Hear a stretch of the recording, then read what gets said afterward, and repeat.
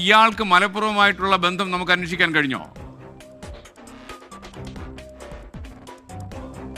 SKN ഇയാൾ എടവണ്ണ സ്വദേശിയാണ്. ഈ മഞ്ചേരിയിലാണ് ജോലി ചെയ്യുന്നത് എന്നുള്ളതാണ് താനൂർ പോലീസ് നൽകുന്ന വിവരം. ഇയാൾ ഈ പെൺകുട്ടികൾ മിസ്സാവുന്നതിന് തൊട്ട് മുൻപ് പലതവണയായി ഇയാൾ ഈ രണ്ട് പെൺകുട്ടികളുടെ മൊബൈൽ ഫോണിലേക്ക് മാറി മാറി വിളിച്ചിരുന്നു. മാത്രമല്ല നേരത്തെയും പലതവണ ഇയാൾ വിളിച്ചതിന്റെ തെളിവുകളും പോലീസിന് ലഭിച്ചിട്ടുണ്ട്. അതുകൊണ്ട് തന്നെ ഇയാൾ പെട്ടെന്ന് പരിചയപ്പെട്ട ഒരാളല്ല, മറിച്ച് നേരത്തെ തന്നെ ഈ പെൺകുട്ടികളുമായി ഇയാൾക്ക് ബന്ധമുണ്ട് അല്ലെങ്കിൽ പരിചയമുണ്ട് എന്നുള്ളത് പോലീസ് സ്ഥിരീകരിക്കുന്നുണ്ട്. അങ്ങനെ വളരെ പ്ലാൻഡ് ആയിട്ട് തന്നെയാണ് ഈ യുവാവും ഇവരും രണ്ടുപേരും ചേർന്ന് ഇവിടെ നിന്ന് പോയത് എന്നുള്ള നിഗമനം തന്നെയാണ് പോലീസ് ഉള്ളത്. പിന്നെ മിടുക്കികളാ, കേരളത്തിലെങ്ങും സലൂൺ ഇല്ലാത്തതുപോലെ വണ്ടി കയറി ട്രെയിൻ കയറി വീട്ടുകാരെയൊക്കെ അതിവിദഗ്ധമായിട്ട് പറ്റിച്ച് ഒരുത്തി പരീക്ഷ ഉണ്ടെന്ന് പറഞ്ഞുകൊണ്ട് ഇറങ്ങുന്ന മറ്റുള്ള പരീക്ഷ എഴുതാതെ പോകുന്നു. രണ്ടും കൂടെ എന്തായാലും മുങ്ങിയിട്ട് ട്രെയിൻ പിടിച്ച് മുംബൈയിലെ സലൂണിൽ പോയിട്ട് മുടിയൊക്കെ വെട്ടിയിട്ട് ഇവിടുന്ന് എത്രയും പെട്ടെന്ന് എസ്കേപ്പ് ചെയ്യണമെന്നാണ് പറഞ്ഞുകൊണ്ടിരിക്കുന്നതെന്ന് പറയുന്നത്. ആ സലൂണിലെ ജോലിക്കാർ കൃത്യമായിട്ട് പറയുന്നുണ്ട് ഭാഷയൊന്നും നല്ല രീതിക്ക് കൈകാര്യം ചെയ്യുന്നില്ലെന്ന്. ഇതിൽ നിന്ന് മറ്റൊരു കാര്യം കൂടെ അറിയാൻ പറ്റുന്നുണ്ട്. അവരുടെ കൂടെ ഒരു പയ്യൻ കൂടി ഉണ്ടായിരുന്നു. 23 വയസ്സുള്ള മഞ്ചേരി സ്വദേശിയായിട്ടുള്ള റഹീം അസ്ലം എന്ന് പറയുന്ന ഒരു പയ്യനുണ്ട്. അവൻ ജോലി ചെയ്തിരുന്ന കട ഉടമയും ബാക്കി ആൾക്കാർ ഈ പറഞ്ഞ മാധ്യമ പ്രവർത്തകരൊക്കെ ഇവന്റെ നമ്പർ വെച്ചിട്ട് കോൺടാക്ട് ചെയ്തിട്ട് അവൻ്റെ അടുത്ത് കാര്യങ്ങളെല്ലാം പറഞ്ഞ് ബോധ്യപ്പെടുത്തുന്ന സമയത്ത് അവൻ പറയുന്ന കാര്യങ്ങളെന്ന് പറഞ്ഞാൽ ഈ രണ്ട് പെൺകുട്ടികളെ ഇൻസ്റ്റാഗ്രാം വഴിയൊക്കെ പരിചയപ്പെട്ടാണ്. അതിലപ്പുറത്തേക്ക് അവർക്ക് തുണിത്തരങ്ങൾ ബോംബെയിൽ വന്നിട്ട് തുണിത്തരങ്ങൾ വാങ്ങിക്കാൻ ഉണ്ടെന്ന് പറഞ്ഞതുകൊണ്ട് കൂട്ടിക്കൊണ്ടു വന്നതാണെന്ന്. ഈ കാര്യങ്ങളെല്ലാം കൂടെ കണക്ട് ചെയ്യുന്ന സമയത്തെ അരിയാഹാരം കഴിക്കുന്ന ഏതൊരു വ്യക്തിക്ക് മനസ്സിലാവും മുംബൈ പോലൊരു നഗരത്തിൽ ഈ രണ്ട് പെൺകുട്ടികൾ, ഈ പ്രായത്തിലുള്ള രണ്ട് പെൺകുട്ടികൾ വന്ന് പെട്ട് കഴിഞ്ഞാൽ എന്താണ് സംഭവിക്കുന്നത്, നമ്മുടെ നാടിന്റെ പോക്ക്. കേരളത്തിൽ പോലും എന്താണ് സംഭവിച്ചുകൊണ്ടിരിക്കുന്നത് നമുക്ക് കൃത്യമായിട്ടറിയാം. സ്വന്തം അമ്മയടുത്ത് കിടന്നുറങ്ങുന്ന കുഞ്ഞു കൊച്ചിന് ഒരു തരത്തിലും സുരക്ഷിതമില്ലാത്ത ഇരിക്കുന്ന ഈ ഒരു കാലഘട്ടത്തിലാണ് ഈ രണ്ട് പെൺപിള്ളേർ 16 17 വയസ്സുള്ള, അതിലപ്പുറത്തേക്ക് ഒന്ന് ആലോചിച്ച് നോക്കിയേ. സ്കൂളിൽ പഠിക്കുന്ന ഈ പെൺപിള്ളേർക്ക് ഇത്രയധികം പൈസ എവിടെ നിന്ന് കിട്ടും എന്നുള്ള കാര്യം അതിലേക്കാളും ചിന്തിക്കേണ്ട ഒരു കാര്യമാണ്. അപ്പം ഇതിന് പിന്നിൽ അതിൻ്റെ ഇടയിലൊരു കമന്റ് കണ്ടു, ഇതും ഇനി മാർക്കോ സിനിമ കണ്ടിട്ടാണെന്ന് പറയുന്നത്. ശരിയാണ് കുറേ കാര്യങ്ങളെന്ന് പറയുന്നത്. ഇത് മാർക്കോ സിനിമ കണ്ടിട്ടോ അല്ലെങ്കിൽ ബാക്കി കാര്യങ്ങൾ ഇതിൻ്റെയൊക്കെ അതിപ്രസരമായിട്ടുള്ള കാര്യങ്ങൾ ഇല്ല എന്ന് തീർത്തും പറയുന്നില്ല. പക്ഷേ ഇതിലപ്പുറത്തേക്ക് ഫോണിൻ്റെ വല്ലാത്ത രീതിക്കുള്ള ഉപയോഗം തന്നെയാണ് ഇതിനൊക്കെ കാര്യം എന്ന് പറയുന്നത്. കാരണം കൊറോണ ടൈമിന് ശേഷം കുട്ടികളിലേക്ക് എത്തിയ വലിയൊരു ലോകം തുറന്നു കൊടുക്കുന്ന ഒരു ഫോൺ എന്ന് പറയുന്നത്. വിരൽ തുമ്പിൽ എന്ത് വേണമെങ്കിലും ഞൊടിയിടയ്ക്കുള്ളിൽ എത്തുന്ന, എന്ത് കാഴ്ചകളും കൺമുന്നിൽ എത്തുന്ന, എന്തും ആസ്വദിക്കാൻ പറ്റുന്ന തരത്തിലേക്ക് എത്തുന്ന ഒരു തരത്തിലേക്ക്. കഴിഞ്ഞ ദിവസം ഒരു സൈക്കോളജിസ്റ്റോ മറ്റോ സംസാരിക്കുന്നത് ഞാൻ കേട്ടിട്ടുണ്ടായിരുന്നു. അതായത് ഇതിന് മുന്നാണെന്നുണ്ടെങ്കിൽ ആൾക്കാർക്ക് രാത്രി കാലങ്ങളിൽ പോൺ വീഡിയോസ് കണ്ടിട്ട് ഇതിന് അഡിക്റ്റഡ് ആയിട്ട് അങ്ങനെ ഒരു സ്വഭാവം ഉണ്ടായിരുന്നു. ഇപ്പം അതിലൊന്നും സംതൃപ്തരാകാതെ ഈ പറയുന്ന റേപ്പ് സീൻസ് അത് മാത്രം സെർച്ച് ചെയ്ത് കണ്ട് അതിൽ ലഹരി കണ്ടെത്തുന്ന ആൾക്കാരായി മാറിക്കൊണ്ടിരിക്കുകയാണ്. അപ്പം ഇതിനൊക്കെ പിന്നിൽ ചിന്തിച്ചു കഴിഞ്ഞാൽ മനസ്സിലാക്കാൻ പറ്റുന്ന ഒരേ ഒരു കാര്യം ഫോണിന്റെ അമിതമായിട്ടുള്ള ഉപയോഗം അല്ലെങ്കിൽ അഡിക്ഷൻ എന്ന് പറയുന്ന ഒരു സാധനം. ഇത് നമുക്ക് കൃത്യമായിട്ട് മനസ്സിലാക്കാൻ പറ്റുന്ന കാര്യമാണ്. കൊറോണയ്ക്ക് ശേഷം അല്ലെങ്കിൽ കൊറോണ ടൈമിൽ ഓൺലൈൻ ക്ലാസ്സിന് വേണ്ടി മാത്രം കുട്ടികൾക്ക് മേടിച്ചു കൊടുത്തിരുന്ന ഫോൺ, അത് പ്രത്യേകം ഫോണുകളാണ്. എന്തിനാന്ന് മാത്രം മനസ്സിലാവുന്നില്ല. വീട്ടുകാർക്ക്, രക്ഷിതാക്കൾക്ക് ഓരോരുത്തർക്കും, അച്ഛനും അമ്മയ്ക്കും ഒക്കെ ഫോണുള്ള ഒരു കാലമാണ്. എന്നിട്ട് പോലും മക്കൾ പലരും വാശി പിടിച്ച സമയത്ത് അവർക്ക് പ്രത്യേകം ഫോൺ മേടിച്ചു കൊടുക്കുന്നു.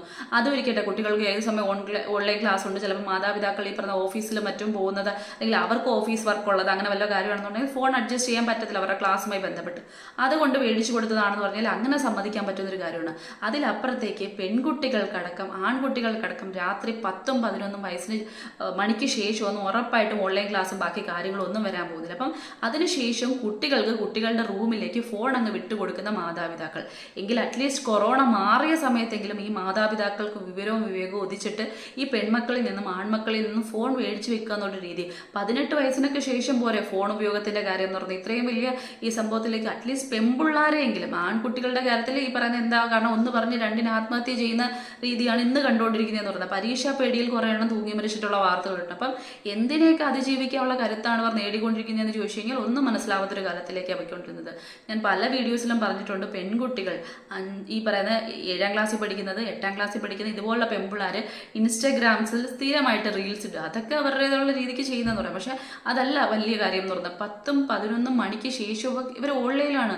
ഇവർക്ക് ഒരു പരിചയമില്ലാത്ത, ഒരിക്കലും കണ്ടിട്ടും കേട്ടിട്ടും ഇല്ലാത്ത ഏതൊക്കെ നാട്ടിലുള്ള ആൾക്കാരെ ഇവർ കോണ്ടാക്ട് ചെയ്യുന്നു, ഇവർ വീഡിയോ കോൾ ചെയ്യുന്നു, ഇവർ ഫോട്ടോസ് അയച്ചു കൊടുക്കുന്നു, അതിൽ കുരുക്കിൽ വീഴുന്നു.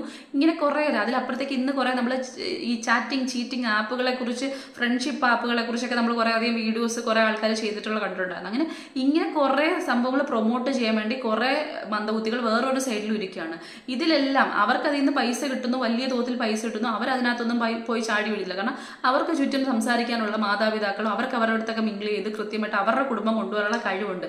അവരുടെ വാക്കിൽ വലയിൽ ചെന്ന് വീണത് ഈ കൊച്ചു പിള്ളേരൊക്കെയാണ് ഈ പോലുള്ള ചാറ്റിംഗ് ആപ്പുകളൊക്കെ ഡൗൺലോഡ് ചെയ്ത് അതിൽ കയറി ഇരുന്നിട്ട് ഇതുപോലെ ഏതൊക്കെയോ മൂലയിലിരിക്കുന്ന ആൺപിള്ളേരുമായിട്ട് അല്ലെങ്കിൽ അവരുടെ വലയിൽ ചെന്ന് വീണിട്ട് പിന്നീട് അത് ഭയങ്കര പ്രശ്നത്തിലേക്ക് മാറിയിട്ട് ഇതുപോലുള്ള സ്ഥലം വിട്ട് പോകുന്ന കാര്യങ്ങളിലേക്കും മറ്റും ആവുന്നതെന്ന് പറഞ്ഞത്. ഇതിനിപ്പോൾ ഇതിൻ്റെ പിന്നിലുള്ള കാര്യങ്ങൾ എന്താണെന്ന് ഇനി കൂടുതലായിട്ട് ആ പെൺകുട്ടികളെ കണ്ടെത്തിയാൽ ഭാഗ്യം എന്നേ പറയാൻ പറ്റുള്ളൂ. കണ്ടെത്താൻ കഴിയട്ടെ. കാരണം ആ കുടുംബത്തിൻ്റെ ഇനി എന്തൊക്കെ പറഞ്ഞു കഴിഞ്ഞാലും നമ്മൾ കഴിഞ്ഞ ദിവസം ഒരു വീഡിയോ കണ്ടിട്ടുണ്ടായിരുന്നല്ലോ, ഈ പറയുന്ന സഹോദരിയുടെ ഭർത്താവിനൊപ്പം ഒളിച്ചോടിപ്പോയ മറ്റൊരു സഹോദരിയെ കുറിച്ചുള്ള ഒരു സംഭവം നമ്മൾ കണ്ടിട്ടുണ്ടായിരുന്നല്ലോ. അതിനകത്ത് പോലും നമ്മൾ അവസാനം കേട്ടറിഞ്ഞ വാർത്ത എന്ന് പറഞ്ഞാൽ അവളെ അവൻ വേണ്ടെന്ന് പറഞ്ഞുകൊണ്ട് കൊള്ളു കളയുന്ന സമയത്ത് ആ കുടുംബം സ്വീകരിച്ചു, ഭ്രാന്തിൻ്റെ അവസ്ഥയിൽ പോലെ എത്തുന്ന സമയത്ത് സ്വീകരിച്ചു എന്നൊരു വാർത്തയിലാണ് നമ്മളത് അവസാനിപ്പിക്കുന്നതെന്ന് പറയുന്നത്. ഇതേ സെയിം അവസ്ഥ തന്നെയാണ് എല്ലാ രക്ഷിതാക്കളുടെയും എന്ന് പറയുന്നത്. കാരണം അവർ കാണിക്കുന്ന സ്നേഹം എന്ന് പറയുന്നത് ഒരിക്കലും കള്ളത്തരമല്ല. അപ്പം ഇത് പ്രായപൂർത്തിയാകാത്ത പെൺകുട്ടികളാണ്, ഭാഷ കൃത്യമായിട്ട് അറിയത്തില്ല. ഈ ഒരു കാലഘട്ടത്തിൽ എവിടെ പോയി എങ്ങനെ ജീവിക്കുക, ആരുടെ കയ്യിൽ, കാരണം മയക്കുമരുന്ന് ലഹരി പോലുള്ള കാര്യങ്ങൾ മാത്രം ഉപയോഗിക്കുന്ന ഒരു വല്ലാത്ത കാലഘട്ടത്തിലൂടെയാണ് നമ്മുടെ ലോകം കടന്നു പോയിക്കൊണ്ടിരിക്കുന്നത്. അപ്പം ഒരു പരിചയമില്ലാത്ത, ഭാഷ പോലും കൃത്യമായിട്ട് അറിയാത്ത ഒരു നാട്ടിൽ ഈ രാത്രി എങ്ങനെ അതിജീവിക്കും എന്നുള്ളത് ഏറ്റവും പ്രസക്തമായിട്ടുള്ളൊരു വിഷയം തന്നെയാണ്. ഒന്നും പറ്റാതെ ആ മാതാപിതാക്കൾ അവർ ഈ പറയുന്ന കരൾ ഉരുവിക്കൊണ്ടായിരിക്കും ഇരിക്കുന്നത്, നല്ല ഹൃദയം ഉരുവിക്കൊണ്ടായിരിക്കും ആ ഓരോ സെക്കൻഡും കടന്നു പൊയ്ക്കൊണ്ടിരിക്കുന്നതെന്ന് പറയുന്നത്. കാരണം നമുക്കറിയാവുന്ന ഒരു കാര്യമാണ്, നേരത്തെ പറഞ്ഞതുപോലെ ഒരു തരത്തിലും ആൺകുട്ടികൾക്ക് പോലും സുരക്ഷിതമല്ലാത്ത അത്തരത്തിലുള്ള ലൈംഗിക പീഡനത്തിലേക്ക് മറ്റും പൊയ്ക്കൊണ്ടിരിക്കുന്ന ഒരു നാട്ടിലൂടെയാണ് നമ്മൾ കടന്നു പോയിക്കൊണ്ടിരിക്കുന്നത്. അപ്പം അങ്ങനെ ഇരിക്കുന്ന സമയത്ത് ഈ പറയുന്ന മുംബൈ അല്ലെങ്കിൽ ബാംഗ്ലൂർ പോലുള്ള സിറ്റികൾ, അങ്ങനത്തെ നഗരങ്ങളിൽ എന്തുമാത്രം ഇത്തരത്തിലുള്ള ലഹരി കച്ചവടങ്ങളാണ് നടക്കുന്നത്, അല്ലെങ്കിൽ എത്രത്തോളം ക്രൂരമായിട്ടുള്ള കാര്യങ്ങളാണ് നടക്കുന്നതെന്ന് നമുക്കറിയാവുന്ന കാര്യങ്ങളാണ്. അതിലപ്പുറത്തേക്ക് വമ്പൻ ചേരികൾ, ബാക്കി കാര്യങ്ങളെക്കുറിച്ചൊക്കെ നമ്മൾ കേട്ടും കണ്ടും വായിച്ചു പറഞ്ഞിട്ടുള്ള കാര്യങ്ങളാണ്. ഇതിൽ 2 പെൺകുട്ടികളെ കിട്ടിക്കഴിഞ്ഞാൽ എത്തരത്തിലൊരു അവസ്ഥയിലേക്ക്, അറ്റ്ലീസ്റ്റ് 16-17 വയസ്സുള്ള പെൺകുട്ടികൾക്ക് വിവരമില്ല, വിവേകമില്ല, അറിവില്ല എന്നൊന്നും നമുക്ക് പറഞ്ഞ് ന്യായീകരിക്കാൻ പറ്റില്ല.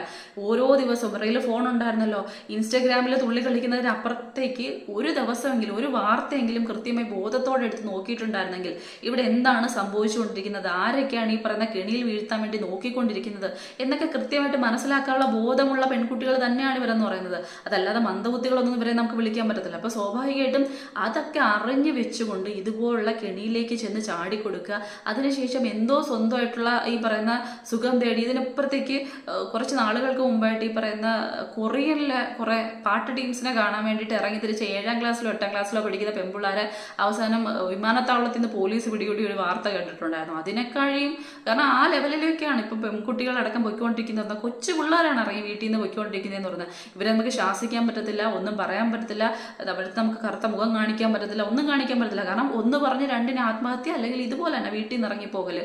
ഇതിൽ ഈ പറയുന്ന ഫാത്തിമ ഷാഹിദ എന്ന് പറയുന്ന പെൺകുട്ടിയാണെങ്കിൽ ഇതിന് മുന്നും വീട്ടിൽ ടൂറിന് പോകണമെന്ന് പറഞ്ഞിട്ട് അത് സമ്മതിക്കാത്തതിൻ്റെ പേരിൽ അവരെ ഒരിക്കൽ പേടിപ്പിച്ചതാണ്. ഇതുപോലെ ഇറങ്ങിപ്പോയി പേടിപ്പിച്ചൊരു പെൺകുട്ടിയാണ്.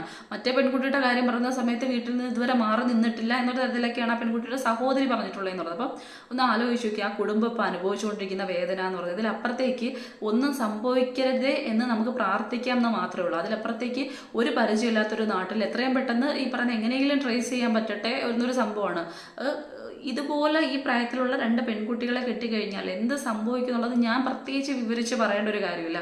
നമ്മുടെ ഈ ഒരു നാട്ടിലായാൽ പോലും, ഈ കൊച്ചിയിലോ അല്ലെങ്കിൽ തിരുവനന്തപുരത്തോ ഇതുപോലെ എവിടെയോ ആവട്ടെ, ഏത് സ്ഥലത്തായാൽ പോലും ഒരു 7 മണി ഇരുട്ട് ആയതിനു ശേഷം ഒരു പെൺകുട്ടിക്ക് ഇറങ്ങി നടന്നു കഴിഞ്ഞാൽ എത്രമാത്രം സുരക്ഷിതത്വത്തോടെ നടക്കാൻ പറ്റും, അറ്റ്ലീസ്റ്റ് മാതാപിതാക്കൾ ഉള്ളപ്പം പോലും എത്രത്തോളം അവരെ സുരക്ഷിതമായിട്ട് കൊണ്ടു നടക്കാൻ പറ്റും എന്നുള്ള കാര്യം നമ്മൾ ഓരോ ദിവസം കണ്ടറിഞ്ഞുകൊണ്ടിരിക്കുകയാണ്.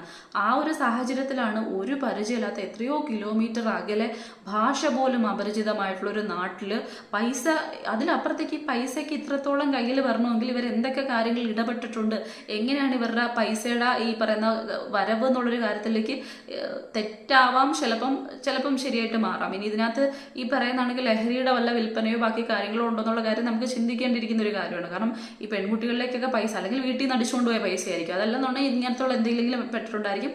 അതല്ലാതെ ഈ പൈസയൊക്കെ ഈ പെൺകുട്ടികളിൽ വരണമെന്നുണ്ടെങ്കിൽ അത് മറ്റേതെങ്കിലും വിധത്തിൽ മാത്രമാണെന്ന് നമുക്ക് ചിന്തിക്കാൻ പറ്റുള്ളൂ. അപ്പം ഇതാണ് ഇന്നത്തെ പെൺകുട്ടികളുടെ ആയാലും ആൺകുട്ടികളുടെ ആയാലും പോക്കെന്ന് പറയുന്നത്.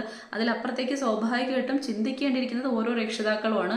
ഈ പെൺകുട്ടികളുടെ കയ്യിലടക്കം 10-15 വയസ്സുള്ള പെൺകുട്ടികൾക്കൊന്നും രാത്രികാലങ്ങളിൽ ഫോണും കൊണ്ടിരിക്കേണ്ട യാതൊരു ആവശ്യമില്ല. അത് ബുദ്ധിയുള്ള വിവരമുള്ള മാതാപിതാക്കൾ, പ്രത്യേകിച്ച് അമ്മമാരെങ്കിലും തിരിച്ചറിഞ്ഞുകൊണ്ട് അത് അത്യാവശ്യം പറഞ്ഞ് മനസ്സിലാക്കിക്കൊണ്ട് മേടിച്ച് മാറ്റി നിർത്തിച്ചില്ലെന്നുണ്ടെങ്കിൽ ഇതുപോലെ ഓരോ വീട്ടിൽ നിന്നും ഓരോ ഷാഹിദയും ഓരോ അശ്വതിയൊക്കെ ഇങ്ങനെ ഇറങ്ങിപ്പോയിക്കൊണ്ടേയിരിക്കും.